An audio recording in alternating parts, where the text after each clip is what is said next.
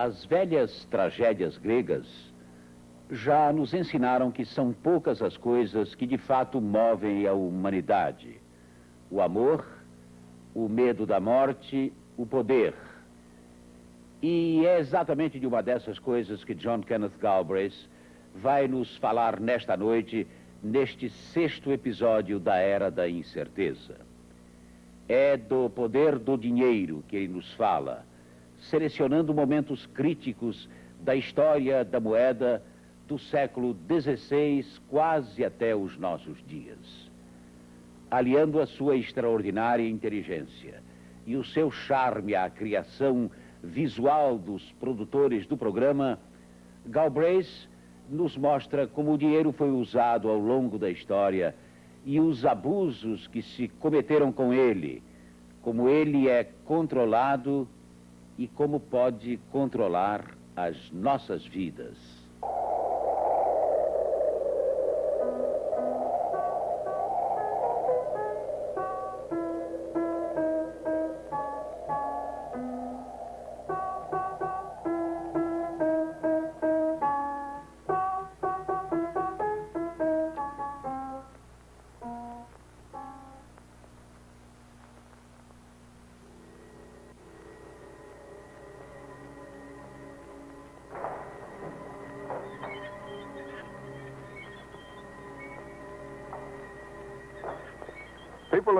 As pessoas num supermercado estão em contato com as suas emoções mais profundas. Em tempos de depressão, de recessão, elas ficam pensando se o seu dinheiro vai continuar existindo, se terão que gastar da próxima vez que empurrarem este carrinho de compras. Nos tempos favoráveis e de inflação, os fregueses se perguntam se da próxima vez que vierem aqui, existirá ainda alguma coisa cujo preço eles possam pagar. É o pavor das pessoas que já não podem mais trabalhar, cuja renda para o resto da vida é fixa e que jamais aumentará. O que ocorrerá se esta pensão não der mais para o sustento ou para manter a dignidade? O que acontecerá a mim, a nós?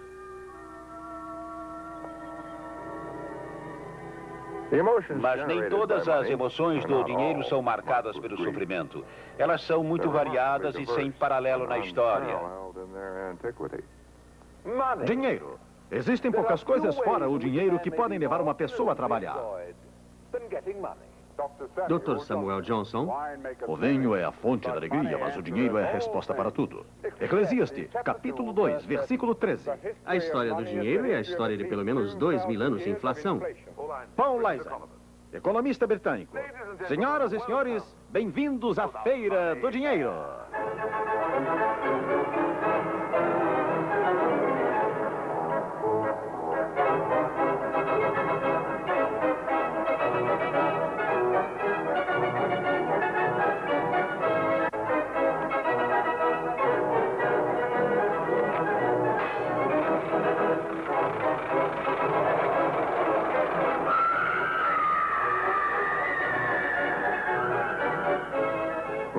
O dinheiro compra o acesso a todas as atrações do carnaval humano, a todos os espetáculos da feira.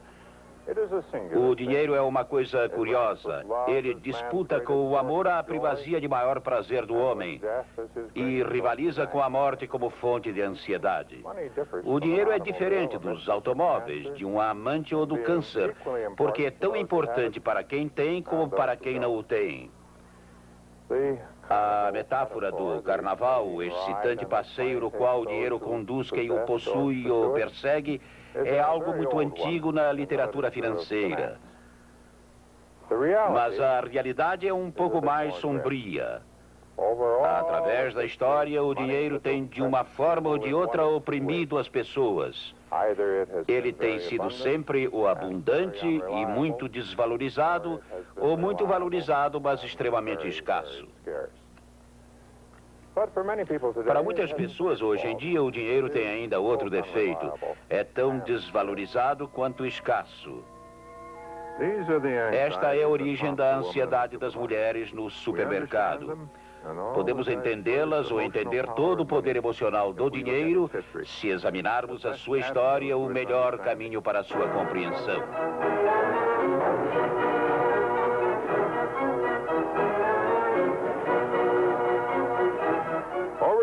Durante séculos e séculos, o dinheiro sempre teve a maravilhosa capacidade de levar as pessoas num empolgante passeio carnavalesco. Algumas vezes, como eu já disse, ele é abundante e desvalorizado, e outras vezes, valorizado e difícil de conseguir.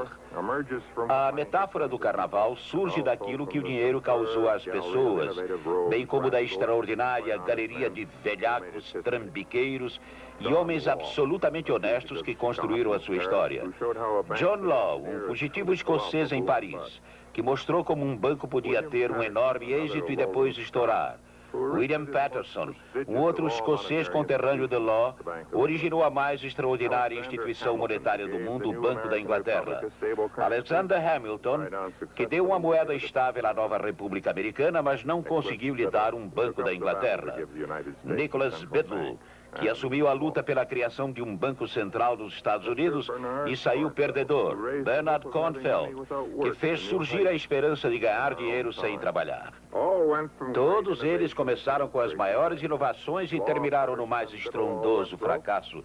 Todos eles abriram falência. Alexander Hamilton foi morto a tiros. Bernard Cornfeld teve sérios problemas. A primeira função do dinheiro é evitar o comércio direto, o problema da troca de manteiga por um cavalo ou por uma casa. Muitas outras coisas foram usadas para a troca. Durante 2 séculos, os estados da Virgínia e da Maryland usaram o tabaco. Na Virgínia, esta forma de dinheiro durou muito tempo.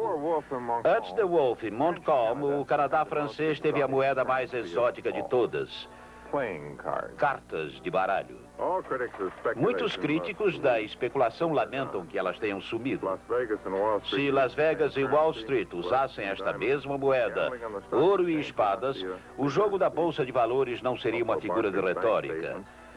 Os extratos de contas do Banco Barclays seriam muito divertidos.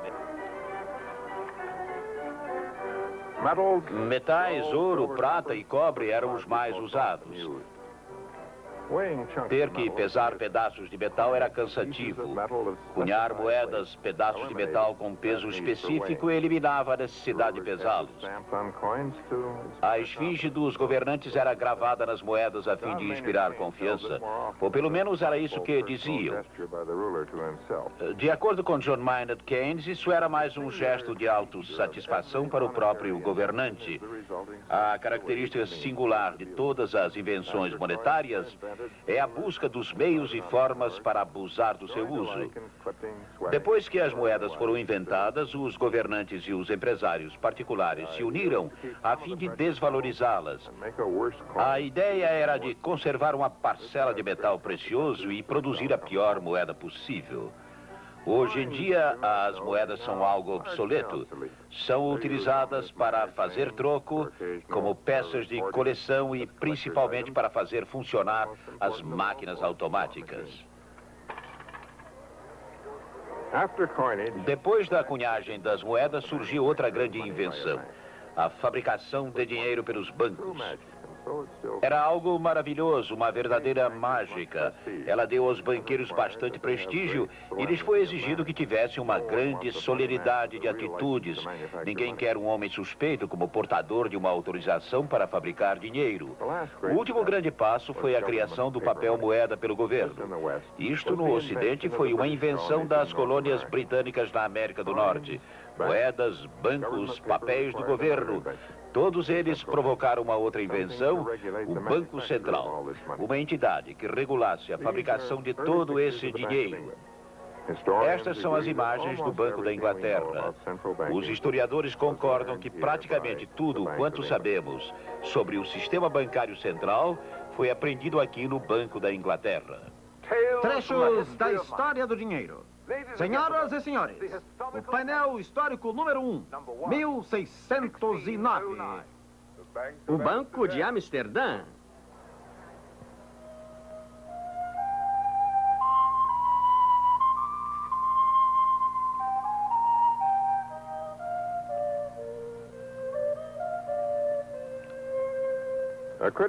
Um importante passo na história do dinheiro foi dado na cidade de Amsterdã no início do século XVII. No ano de 1600 era abundante a moeda grosseiramente cunhada, tanto em Amsterdã como por toda a Europa. A prata e o ouro vinham do Novo Mundo. Na maioria era prata, quase sempre extraída trabalhosamente pelos índios.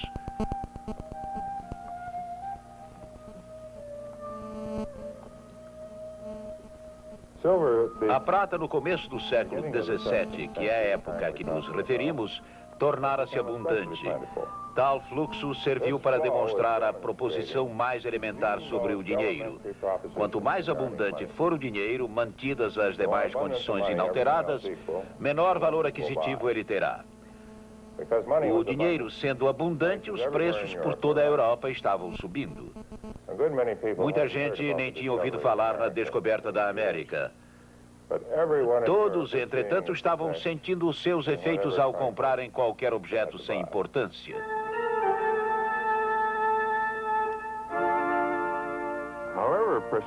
Apesar do prestígio de uma comunidade mercantil, existia sempre aquele ímpeto irresistível de adulterar o dinheiro, de derreter moedas e fazer com que uma menor quantidade de metal valesse por mais. A variedade e a qualidade das moedas existentes em Amsterdã eram impressionantes. Em 1606, o parlamento holandês publicou um manual de cambistas. Estavam ali relacionadas nada menos do que 846 diferentes moedas então em uso. Pessoa alguma podia, ao receber uma moeda, ter certeza do que estava recebendo. Foi a esse problema que os burghers de Amsterdã se dedicaram. Criaram um banco municipal. O banco resolvia a questão da qualidade das moedas, voltando a pesá-las para estabelecer qual a quantidade e qual a pureza do metal de cada moeda.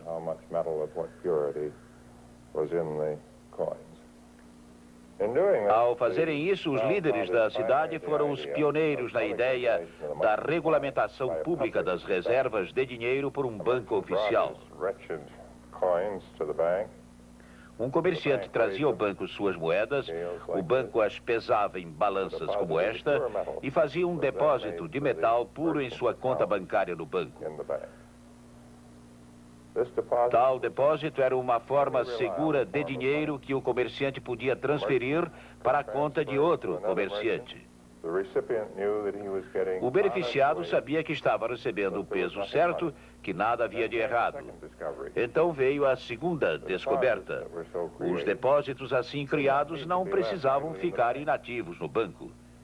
Eles podiam ser emprestados.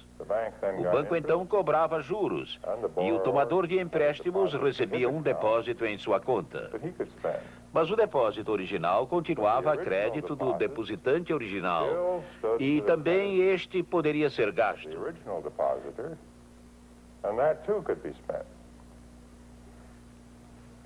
E não se espantem com isto. Havia sido criado o dinheiro utilizável, algo ainda feito todos os dias.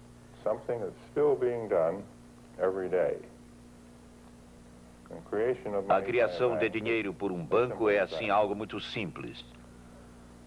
O importante é que o depositante original e o credor não cheguem ao banco ao mesmo tempo em busca do dinheiro depositado em seus nomes.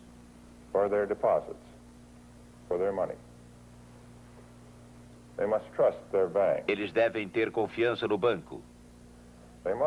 Devem, de certo modo, crer que o banco não está realmente fazendo o que faz.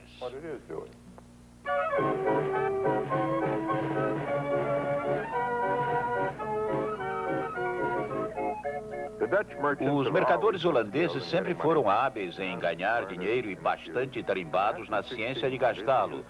Após o ano de 1600, empregaram o dinheiro na construção de uma das mais belas cidades da Europa e no apoio às artes. Depois de 1631, quando Rembrandt se mudou para cá, a fim de se juntar aos inúmeros artistas que o haviam precedido, a cidade de Amsterdã fazia jus ao título de Centro Mundial da Cultura.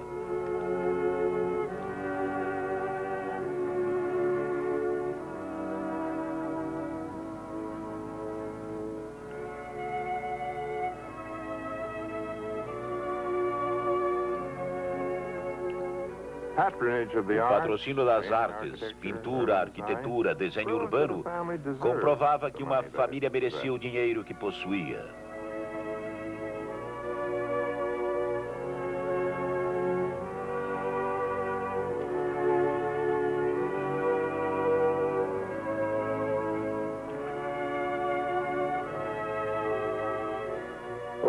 Seria agradável atribuir esse florescimento do espírito artístico à prosperidade do Banco de Amsterdã. Os banqueiros modernos aplaudiriam. O Chase Manhattan Bank talvez até me patrocinasse na televisão. Mas, como bem pode ser imaginado, houve outros fatores envolvidos. Amsterdã era muito bem localizada em um dos pontos de escoamento da região do Reno. Era também um lugar tolerante. Qualquer um que quisesse ganhar dinheiro podia negociar aqui, não importando sua raça, credo ou origem. Grande parte de sua riqueza foi devida aos huguenotes e aos judeus portugueses e espanhóis. Esta elegante casa, aliás, ainda pertence à família Six. A família Six era de origem huguenote. Rembrandt era amigo da família. Seu nome ainda aparece em um dos livros de hóspedes dessa época. E um dos retratos que pintou do primeiro John Six ainda se encontra na casa.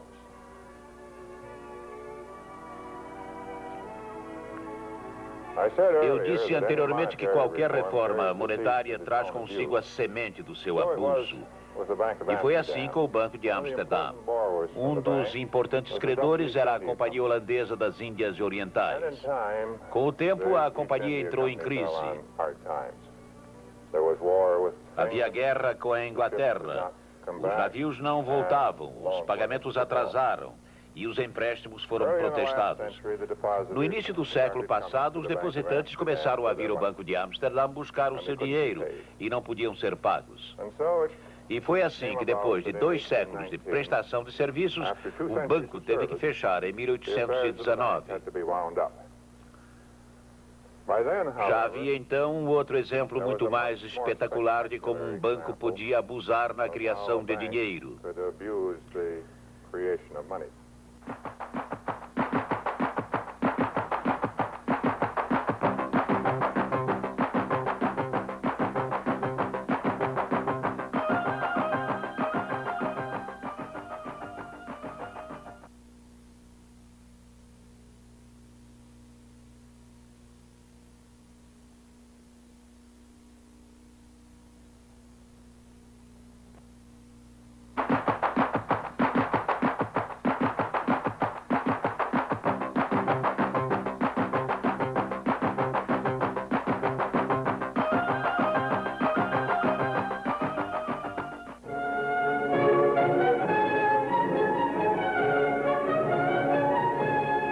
A história agora nos desloca para Paris, mais elegante, mais teatral, muito embora não mais bela que Amsterdã. Luís XIV, após ter vivido demais, estava agora morto. Seu herdeiro era apenas uma criança. O reino tinha grandes dívidas e pouco dinheiro. O regente era incompetente, além de intelectual e financeiramente falido. Tais homens estão abertos à persuasão, a qualquer promessa mágica. Era necessário apenas um mágico que pudesse transformar as dívidas do regente em crédito ou realizar qualquer outro malabarismo semelhante.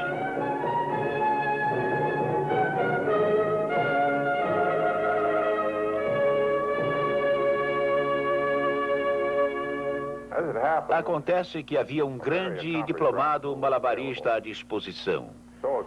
Ele era de tal modo qualificado que alguns historiadores vacilam ao usar a expressão pilantra.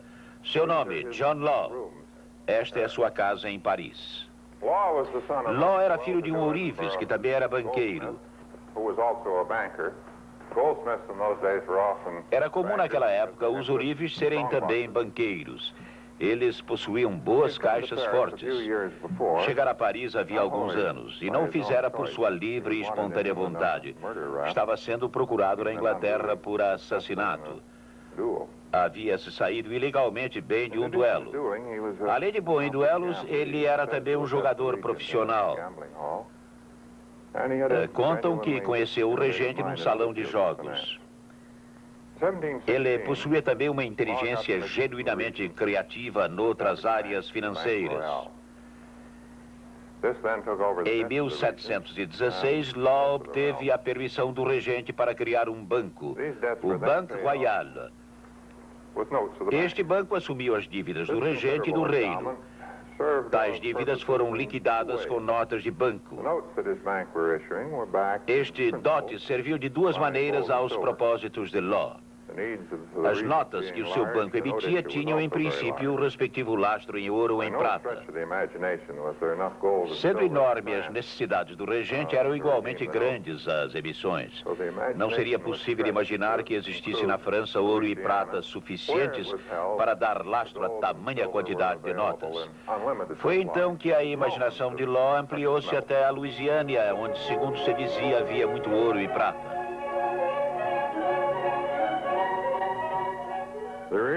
A realidade era bela a seu modo. Florestas, pântanos, ricas terras e imensos rios. Mas, infelizmente, nenhum ouro. John Law não se sentiu derrotado. Organizou uma companhia para negociar com esse território, a Companhia do Mississippi.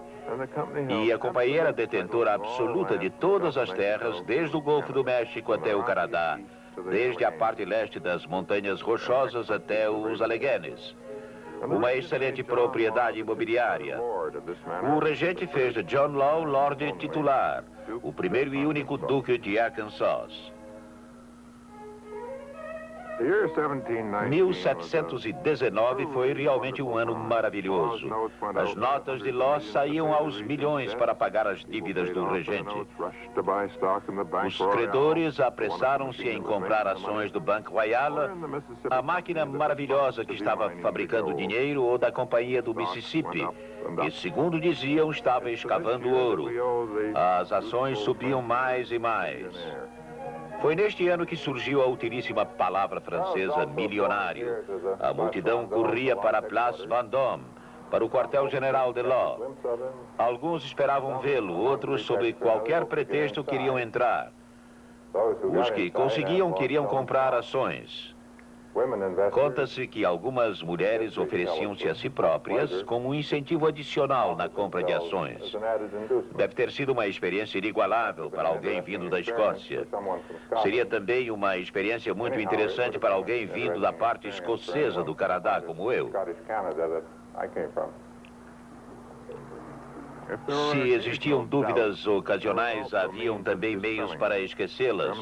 Os ladrões e mendigos marchavam pelas ruas munidos de enxadas e pás, como se estivessem a caminho das minas de ouro de Nova Orleans. Alguns chegaram até a ir. Muitos deles foram vistos em Paris novamente, após terem vendido suas enxadas. As damas de virtude mediana, como eram chamadas, foram recrutadas como esposas. Parecia um círculo perfeito. As notas de Law saindo para pagar as dívidas do regente e retornando para comprar ações do banco. Entretanto, chegou um dia em 1720, quando apareceram sérias dúvidas. As pessoas trouxeram suas notas não para comprar ações, mas sim para que o Banco Royal os trocasse pelo ouro e pela prata que não estavam lá.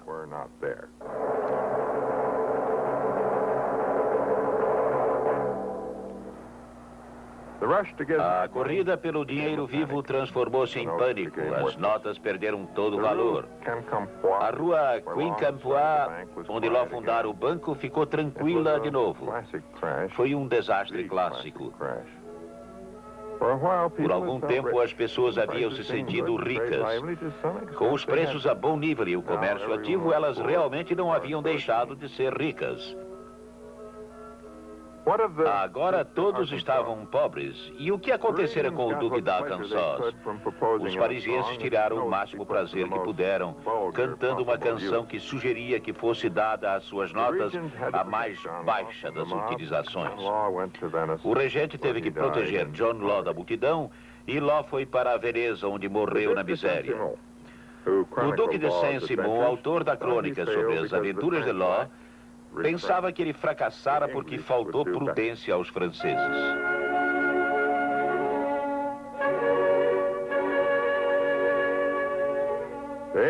Os ingleses fariam melhor. 20 anos antes da chegada de Law a Paris, um conterrâneo seu, William Patterson, também vindo da Escócia, já havia vendido a mesma ideia a Guilherme de Orange. Guilherme, como regente, precisava de dinheiro. Ele também o obteve em troca do direito de fazer empréstimos por meio de notas recém-impressas. Em 1694 era fundado o Banco da Inglaterra. Em pouco tempo, Patterson foi afastado, provavelmente devido a algum conflito de interesses. Parece que ele estava promovendo um banco rival. O banco de Patterson, entretanto, floresceu. E é assim que os banqueiros de todo o mundo ainda se deleitam iluminados por sua aura. Ser um banqueiro central é ser automaticamente um homem sábio, a par de todos os mistérios financeiros, até os mais antigos. É esse o legado do Banco da Inglaterra. Os homens do banco continuam conscientes desse legado. Eles guardam com cuidado a carta original e o selo de Guilherme de Orange. Decisões foram tomadas aqui nesta bela sala dos diretores, que não foram assim tão misteriosos.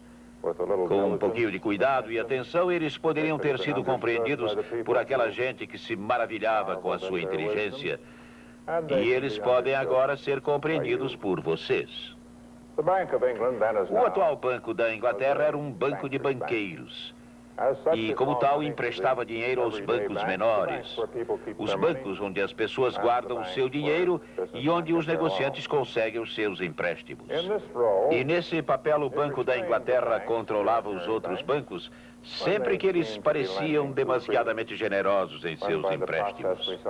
Pelo processo que vimos aplicado em Amsterdã, tais empréstimos estavam gerando depósitos demais e assim fabricando dinheiro demais e, portanto, dentre outras coisas, causando a subida dos preços. O banco restringiu tais empréstimos por parte dos bancos comerciais através da elevação da taxa de juros que cobrava. Isto era a chamada taxa bancária, e desencorajou a tomada de empréstimos pela venda a dinheiro dos títulos mobiliários que possuía.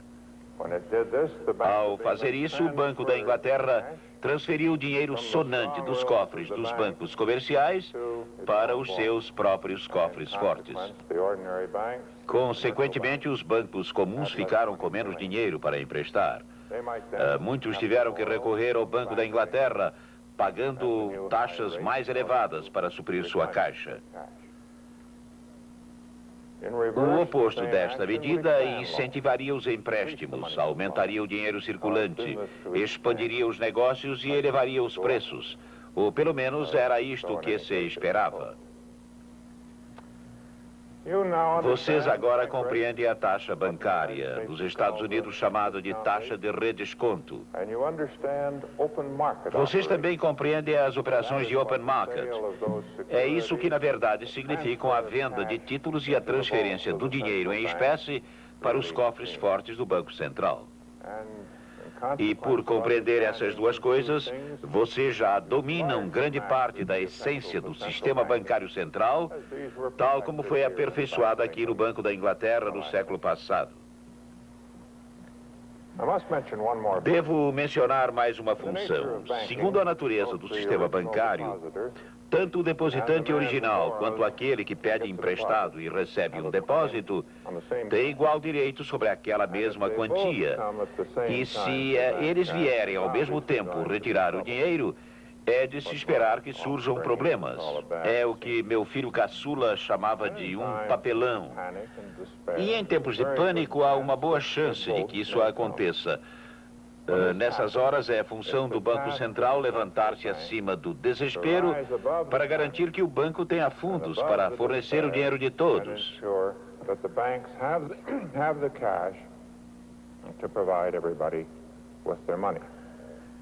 E chegamos agora ao paradoxo do sistema bancário.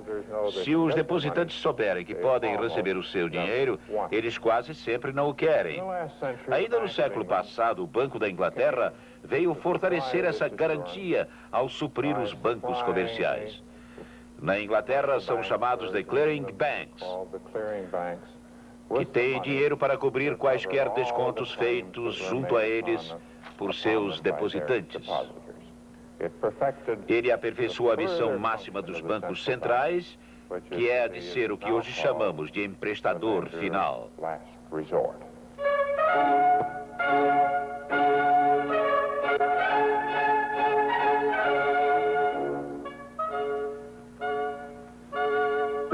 Os vitorianos deram um toque refinado a esta função. As pessoas ouviam com grande atenção as notícias de que a taxa do Banco da Inglaterra havia subido ou baixado. Não sabiam o que isto significava, mas aceitavam que eram decisões de extremo bom senso. Bom senso este que não foi reconhecido tão facilmente como os vitorianos esperavam. O banco teve períodos difíceis.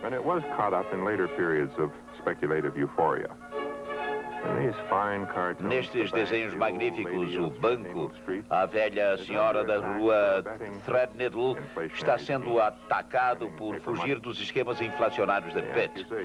Imprimir papel moeda. A acusação era correta, mas inadequada. Era a única maneira rápida de obter dinheiro para lutar contra Napoleão.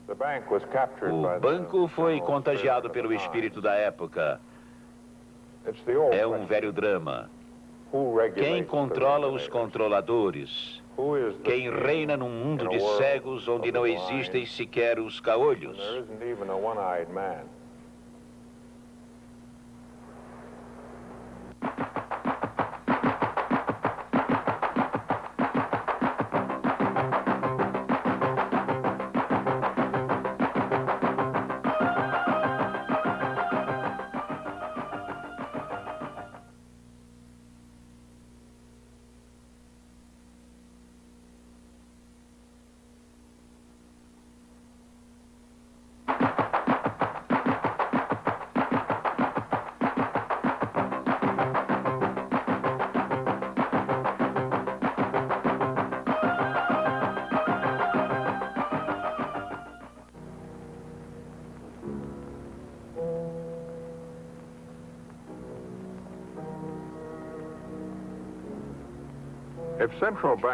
Se o Banco Central lembra a Inglaterra, o papel moeda lembra a América.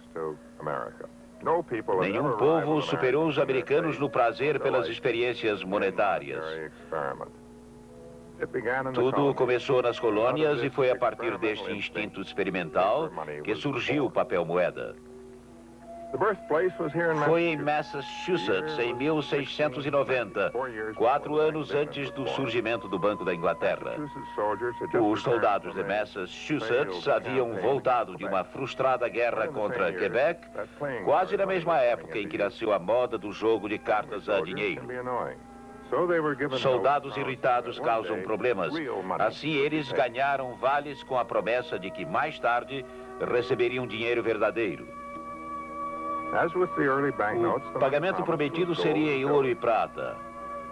Rhode Island e a Carolina do Norte emitiram vales em grande número, sem pensar como resgatá-los.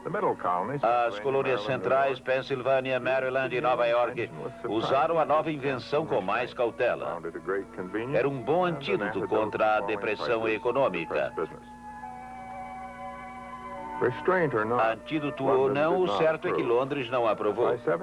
Em 1764, o parlamento inglês proibiu o que chamou de uma tremenda falta de bom senso. Tal medida causou quase tanto descontentamento aqui na Filadélfia como os impostos.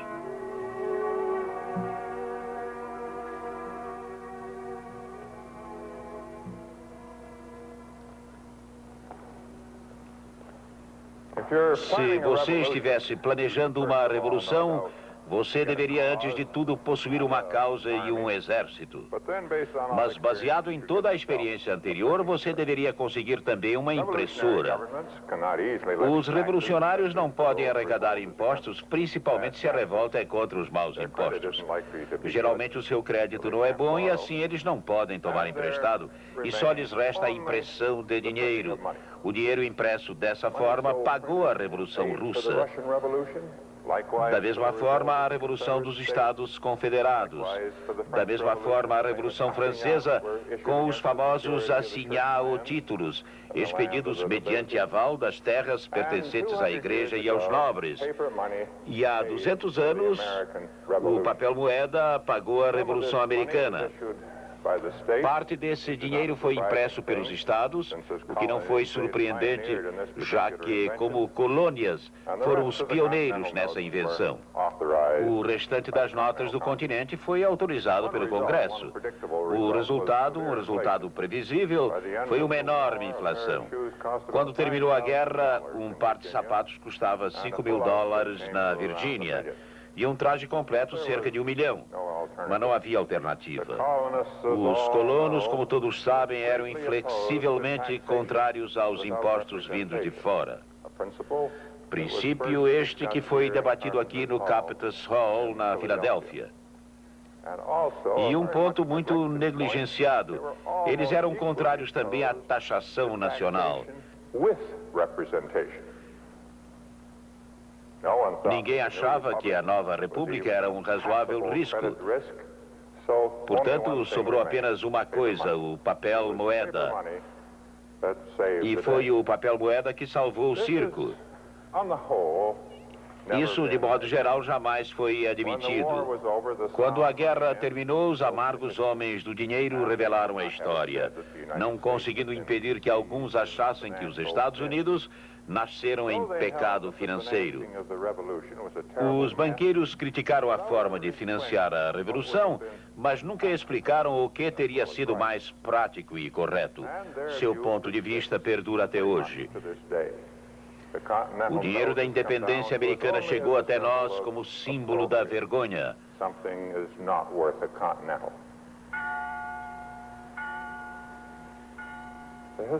Os historiadores chegaram a suprimir parte da história de Benjamin Franklin.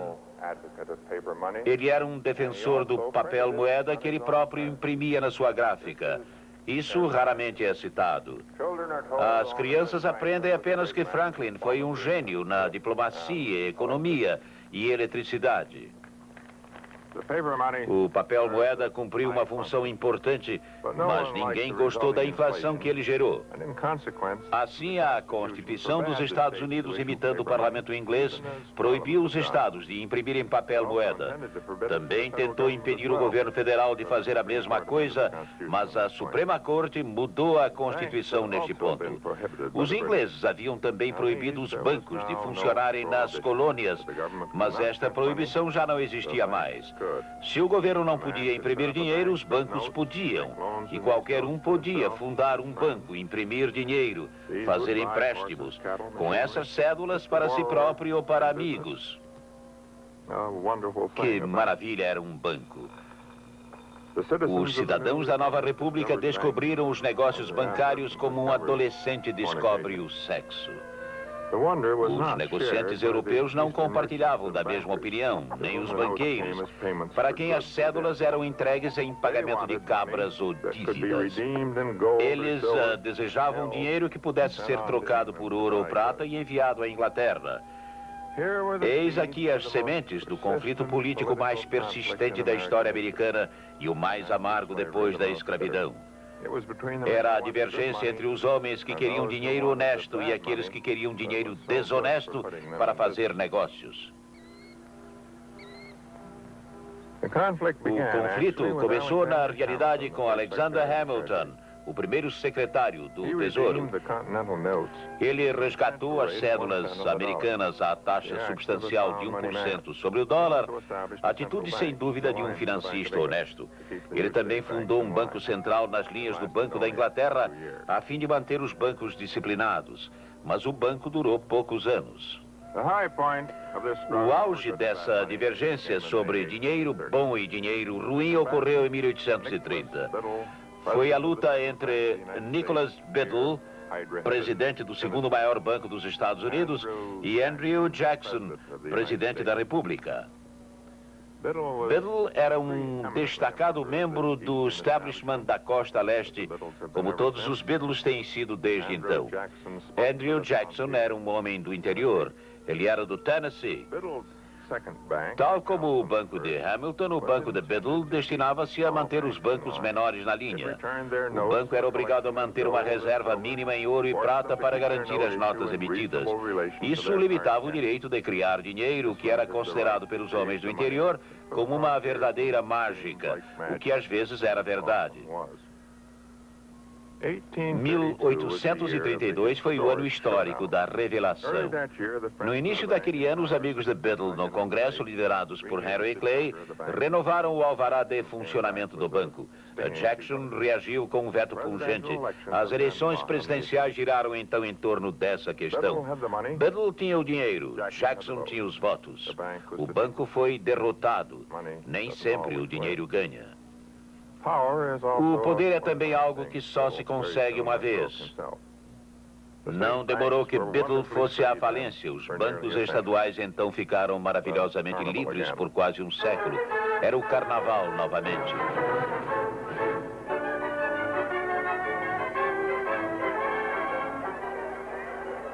Uma vez que a mão dura de Biddle fora eliminada, os bancos estaduais surgiram em grande número. Qualquer pessoa podia abrir um banco. Era quase uma questão de direitos humanos. A história mais bem documentada é dos bancos de Michigan. É uma história de imaginação fraudulenta e de logro, praticados muitas vezes por homens que acreditavam estar prestando um serviço público. 1825 a 1836, 18 novos bancos foram estabelecidos por alvará no novo estado de Michigan. O Banco de St. Clair, o Banco do Povo de Grand River, o Banco da Ferrovia de Palmar e Jackenburg, o Banco Goodrich, o Banco dos Fazendeiros de Sandstone, o Banco Shiawassee, o Banco de Battle Creek, o Banco de Coldwater, o Banco dos Fazendeiros de Charlan. Aqui em Michigan, como em todos os outros lugares, os bancos tinham que manter uma certa reserva em ouro e prata correspondente às cédulas que haviam imprimido e emprestado a seus clientes.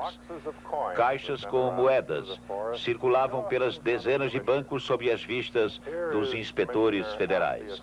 Aqui está o inspetor Alpheus Fretch. Seu relatório, como todos os relatórios, foi feito depois do desastre. Depois das pessoas começarem a ir aos bancos para trocar suas notas por moeda sonante, que pela própria natureza do sistema bancário não estava lá. Em Jackson, 9 caixas que deveriam contar cada uma $1.000 em títulos foram tiradas do cofre. Todas elas continham uma primeira camada de $1.000, mas embaixo só havia chumbo, pregos e vidro quebrado. No Banco do Condado de Oakland, o cofre guardava apenas $40 em espécie, enquanto os livros indicavam um movimento de $40.000 em empréstimos. Poucos podem imaginar o desespero e o pânico que agitaram a comunidade numa época de inflação terrível. O carnaval gerou uma grande euforia econômica. A primeira consequência foi uma enorme confusão monetária. Em 1860, o papel moeda, fosse ele bom, mau ou falso, estava tão desprestigiado quanto a cunhagem de moedas em Amsterdã. As notas foram então proibidas. A segunda consequência foi a instabilidade. Preparem-se para a corrida dos negócios. Se é tão bom assim para eles, deve ser bom para você. Perfeitamente seguro, sem risco. Absolutamente sem risco. O risco era, na verdade, muito grande.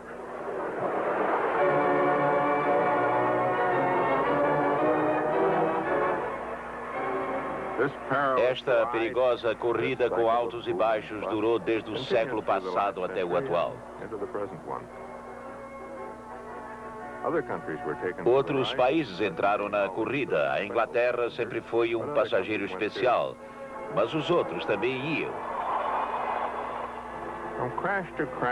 20 anos separaram em geral um desastre do outro. O tempo para que desaparecesse a lembrança da última tragédia. Sempre havia a impressão de que uma nova era começava. O surgimento do dinheiro ajudou tanto a especulação como o colapso subsequente. Na euforia, os bancos velhos e novos expandiram seus empréstimos, as emissões de notas e os depósitos. Esse dinheiro financiou a especulação feita, às vezes, em ações de um canal ou de uma estrada de ferro, mas geralmente em terras. Mais tarde, em mercadorias e ações. Durante cada surto econômico, os incrédulos eram desprezados como pessoas sem imaginação. Na hora da depressão, os políticos negavam que houvesse qualquer coisa errada. Os líderes financeiros e os estadistas diziam que era necessário ter confiança, pediam até mesmo orações. No pânico de 1907, J.P. Morgan conclamou os pastores protestantes de Nova York a pedirem que os paroquianos deixassem o seu dinheiro nos bancos. O slogan "Em Deus confiamos" foi adaptado para "Pelo diabo também confiamos nos bancos".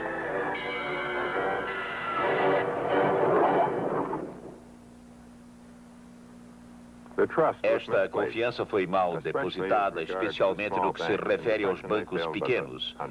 Durante a depressão, eles faliram às centenas. O dinheiro que as pessoas perderam não podia mais ser gasto. E isto agravou a depressão. A solução seria voltar ao êxito de Jackson 85 anos depois e fundar um banco central. Regular os empréstimos, a impressão de dinheiro pelos bancos subordinados, tudo justamente como Biddle tentou fazer. Em 1914 foi fundado o Banco Central.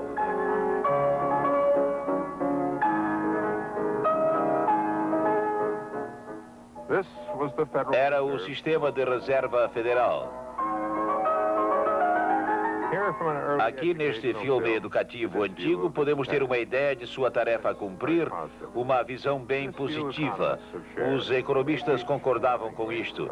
Eles mostram todas as funções do banco em todos os seus detalhes, usando inclusive o controvertido apelido de Lefebvre. Ainda mais positivas são as palavras embaixo da placa em homenagem ao protetor do banco, o senador Carter Glass, em Washington. Não apenas para corrigir fiascos periódicos, não apenas para ajudar os bancos, mas para ampliar e garantir o comércio.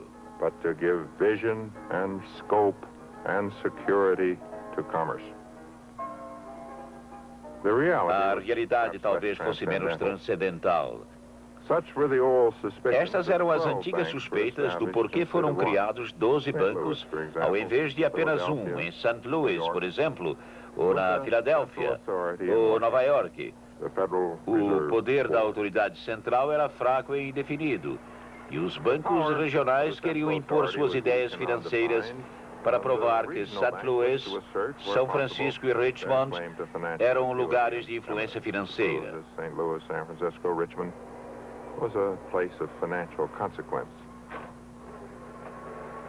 Este desejo se revelou especialmente forte aqui em Nova York, a capital das finanças.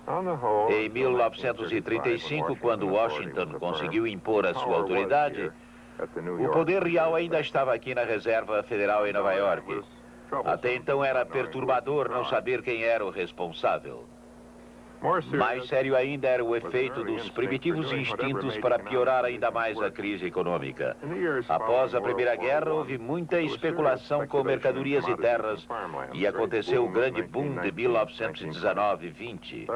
A Reserva Federal, pressionada pelo Tesouro, manteve o crédito fácil. Mas depois do desastre, proibiu tudo, fazendo a depressão ainda mais dolorosa. Então, em 1927, quando o mercado de ações começava a reagir, o crédito foi novamente liberado, criando uma nova euforia financeira e depois a tragédia de 1929. A Grande Depressão mostrou ainda um outro erro. Foi a teoria segundo a qual um banco central deve administrar a economia. Pouco a pouco, os juros caíram até 1,5% aqui em Nova York. E logo depois, os títulos do governo foram levados ao mercado aberto. Os bancos ficaram surpresos com o dinheiro que nunca fora usado. Tudo o que sobrou era para o crédito, para os bancos emprestarem. Mas que horror, eles não fizeram isto. As reservas em ouro se acumularam aqui nos bancos e nos bancos de reserva.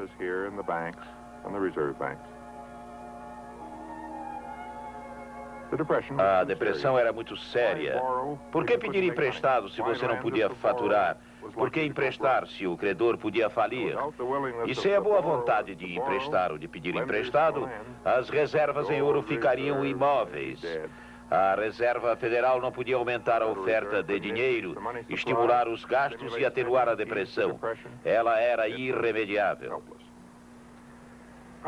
Evidentemente, ainda havia algo a ser aprendido em matéria de administração do dinheiro.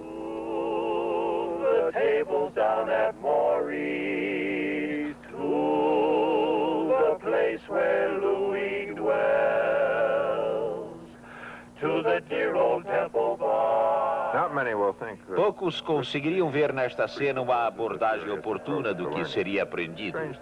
Coisas estranhas aconteciam. A Universidade de Yale era o lar de um dos maiores estudantes modernos do dinheiro.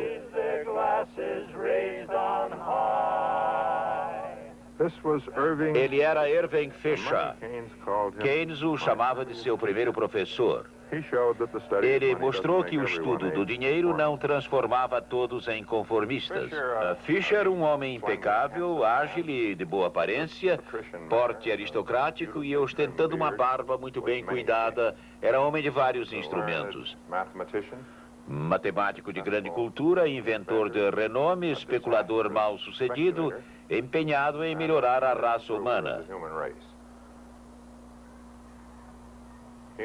Inventou um fichário simples que ele mesmo fabricava e mais tarde vendeu por bom preço para Remington Rand. No início dos anos 20, Fisher aplicou bastante em ações e, por ocasião do crash, perdeu entre 8 e 10 milhões de dólares, uma soma considerável até mesmo para um professor de economia. Aqui e em vários outros lugares de Yale, Fisher tornou-se o pioneiro no desenvolvimento dos índices numéricos. Cada vez que vocês lerem que o índice de preços ao consumidor subiu, ou que o índice do custo de vida aumentou, é a Fisher que vocês devem agradecer. Foi também pioneiro em economia matemática. A maior contribuição de Fisher, entretanto, foi na compreensão do dinheiro. Demonstrou numa fórmula simples como é determinado o seu valor. Eis aqui a fórmula. E ninguém, por mais avesso que seja a matemática, deve se deixar confundir por ela. P é igual a MV mais M' V' sobre T. P são os preços. M é o montante de dinheiro em circulação. M' também é dinheiro, é a parte maior na forma de depósitos bancários. M' e V' são os juros pelos quais estes dois tipos de dinheiro são gastos, sua velocidade de circulação. Os preços sobem com o dinheiro, assim M sobe. O valor do dinheiro depende, pois, basicamente da sua quantidade, embora se o dinheiro for gasto rapidamente, o efeito será maior do que se ele ficar parado nos colchões ou nos cofres. Assim, a quantidade é multiplicada pela taxa de rotatividade, por V, ou velocidade de circulação. Um aumento no suprimento de dinheiro terá mais efeito ainda sobre os preços se ele for concentrado em poucas transações, em vez de ser fracionado em muitos negócios. Assim, você divide, então, pelo número de transações, o T na equação, para permitir o aumento do volume de comércio. Vou repetir outra vez. Os preços vão subir na proporção do suprimento de dinheiro. E sua rotatividade aumenta na medida em que crescem os depósitos bancários e sua velocidade de circulação. Então, divide-se pelo volume de transações para eliminar o efeito de qualquer alteração. A fórmula de Fisher sobre a troca como evidência dos relacionamentos básicos vigora até hoje.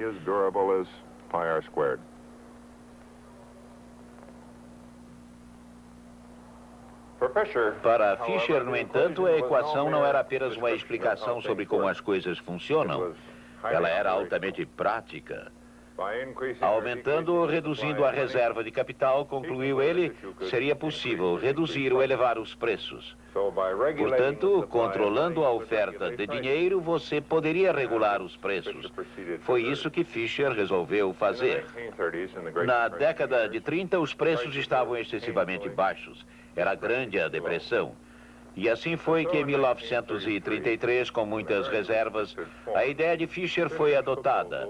O teor de ouro do dólar foi reduzido. Para a mesma quantidade de ouro haveria mais dólares. Esperava-se com isso que os preços subissem e que os negócios também melhorassem. Mas, na verdade, o esquema não funcionou. Em parte porque o governo conservou a maior parte dos dólares num fundo especial do Tesouro. Mas a fórmula de Fisher mostrou claramente como esse e outros efeitos posteriores poderiam ser frustrantes. Na medida em que o dinheiro era gerado, o público, apavorado com a depressão, simplesmente se agarrava a ele. Desta maneira, caindo a velocidade, a queda dos Vs podia afetar o aumento da quantidade de dinheiro. Assim também os depósitos bancários, como já vimos em Amsterdã, aumentam somente quando os bancos emprestam dinheiro. E nos anos 30, os bancos estavam apavorados. Também eles congelaram o crédito. A grande ideia de Fisher foi a de que a oferta de dinheiro poderia e deveria ser controlada. O sistema bancário não mais seguiria um trajeto louco, tornado excitante pelos incidentes, envolvendo a descoberta ou não do ouro, pelos altos e baixos, otimistas ou pessimistas dos banqueiros.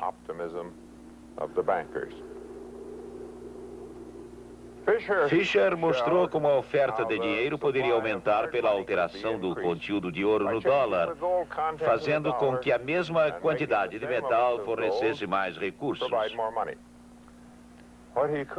Aquilo que ele não pôde garantir foi que durante a depressão o povo gastaria o seu dinheiro ou que os bancos fariam o seu papel no jogo, facilitando o crédito.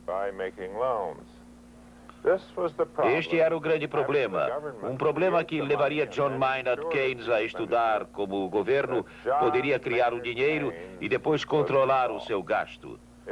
Foi a chamada Revolução Keynesiana.